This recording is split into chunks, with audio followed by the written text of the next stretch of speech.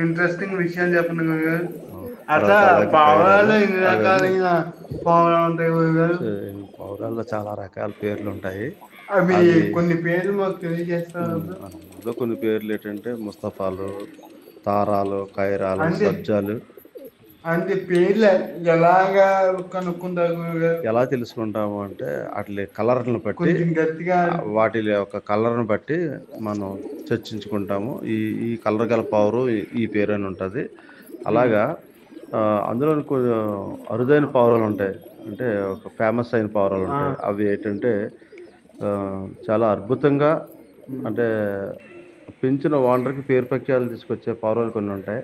కా గుంటూరులోని తారాలకి, ఇటు చీటాలకి, ఇటు అంటే ఏ అద్భుతమైన పేరు ఊర్లో ప్రఖ్యాతులు. పావురాలు ఎక్కువ ఫేమస్ అండి? ఏ ఊర్లో అంటే ఏ ఊరికి ఆ ఊరే ఫేమస్ ఉంటుంది. ఇప్పుడు విజయవాడ ఉందనుకోండి, ఉమ్, ఎక్కువగా కలంక తారాలు, ఉమ్. తర్వాత చీటాలకి ఎక్కువ కళంక క్రేజ్ ఉంటుంది. దారాలు అంటే ఏ కలర్లో ఉంటాయండి? ప్యూర్ వైట్ ఉండి ఉమ్, నల్ల కళ్ళుతో ఉంటాయి. అవి ఆ ఉమ్, తారాలు చాలా బాగా ఎగురుతాయి. అట్లే కొన్ని ప్లేసుల్లో నక్షత్రాలు తారాలు అంటారు. ఆ? ఉమ్. అలాగా కొన్ని చీటాలు ఉంటాయి. ఏ కాలం అంటే ఏ కలర్లో ఉంటాయండి ఇవి? వైట్గా ఉండి పావురం, ఆ, మెడ కింద నల్ల జూలతో ఉంటుంది.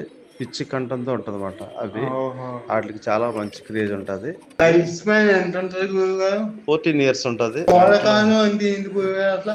పావురాన్ని ఎగరేసేటప్పుడు దానికి సంవత్సరం అంతా రెక్కలు తీసేసి మేపుతారు. కరెక్ట్గా ఏప్రిల్ నెలలో రెక్కలు ఇచ్చేటప్పుడు వాటికి ఇది రెక్కలు ఇచ్చిన తర్వాత వాటిని ఎగరేసి వేసిన 4 గంటలు, 4 గంటలన్నర ఎగురుతుంది. దానిపోతేప్పటికి అక్కడి నుంచి మంచి డైట్, పిస్తా, అక్రోడు, అంటే బాదం అంతకు అనే ముందు పెట్టి డైట్ వేరు, ఆ, అలాగే ఎగిరే ముందు పెట్టి డైట్ వేరు ఉంటుందా అవును, గురుగారు? వేరు వేరుగా ఉంటాయి. పావురానికి సంబంధించి ఇంత మంచి ఇన్ఫర్మేషన్ ఇచ్చిన గురువు గారికి చాలా చాలా థ్యాంక్స్ అండి. నన్ను